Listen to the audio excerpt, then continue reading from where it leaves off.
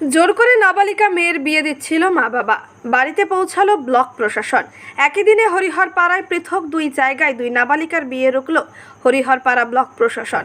মঙ্গলবার দুপুরে গোপন সূত্রে খবর পেয়ে হরিহরপাড়া ব্লক প্রশাসনের কর্তারা দুই নাবালিকার বাড়িতে পৌঁছান।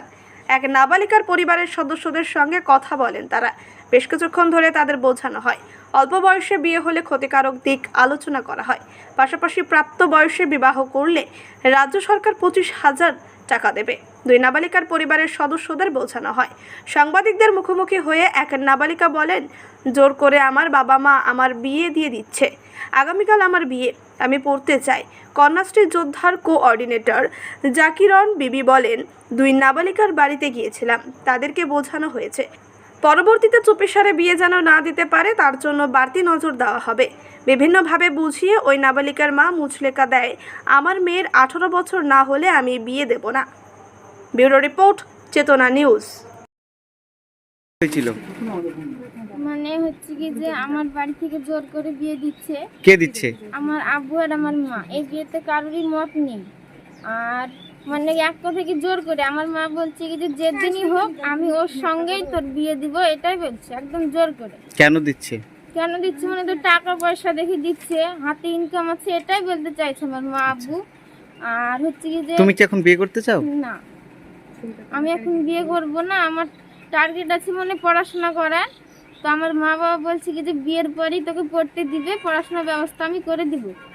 তো যাই হোক, বিয়ের পরে কেউই দিবে না পড়াশোনা করতে। আর আমি চাই এখন 2 বছর পড়াশোনা করতে। বিয়ে কবে ছিল? বিয়ে আগামী কালকে। কালকে বিয়ে হওয়ার কথা ছিল? হ্যাঁ, কালকে রাত্রি সন্ধ্যে 7টার সময়। আজ তো পুলিশ কন্যাশ্রী যোদ্ধারা এসেছে, কি বললে তুমি তাদের সামনে? আমি বললাম কি যে আমি এই বিয়েতে রাজি নেই, আর আমি করব বিয়ে 2 বছর কিংবা 3 বছর পরই। তো আমি আমার টার্গেট আছে মাধ্যমিকটা দিব, মাধ্যমিক উচ্চ মাধ্যমিক দুটোই দেওয়ার টার্গেট আছে আমার। তো আমার মা আব্বু জোর করে দিচ্ছে, আমি এটাই বললাম। ধন্যবাদ। কি হয়েছিল বলেন তো? কি হবে, আমার মেয়ের বিয়ের আলোচনা চলছে। মেয়ের বিয়ে আমি দিব না। আচ্ছা আচ্ছা, 18 বছর না হলে আমি বিয়ে দিব না। বিয়ে দিবেন না? না, আমি বিয়ে দিব না। কিন্তু যেটা অভিযোগ উঠছে আপনি তো জোর অভিযোগটা করে কে করেছে দিচ্ছেন। সেটা আমার জানার খুব অবশ্যই দরকার আছে। আমি ওটা জানতে চাই আগে। আপনাদের অবজেকশনটা কে দিয়েছে ওটা আগে আমার জানার খুব এমার্জেন্সি দরকার আছে। আমি জানবো ওটা আগে। আজকে তো আপনার বাড়িতে ব্লক প্রশাসনের লোক এসেছিল, তারা কি বললো? তারা কি বলবে? বিয়ে দিতে বারণ করলো। আপনি 18 বছর পর না হলে দিবেন না। আমিও তো 18 বছর না হলে বিয়ে দিব না। আপনি সিদ্ধান্ত নিয়েছেন? হ্যাঁ, আমার তো সিদ্ধান্ত আছে।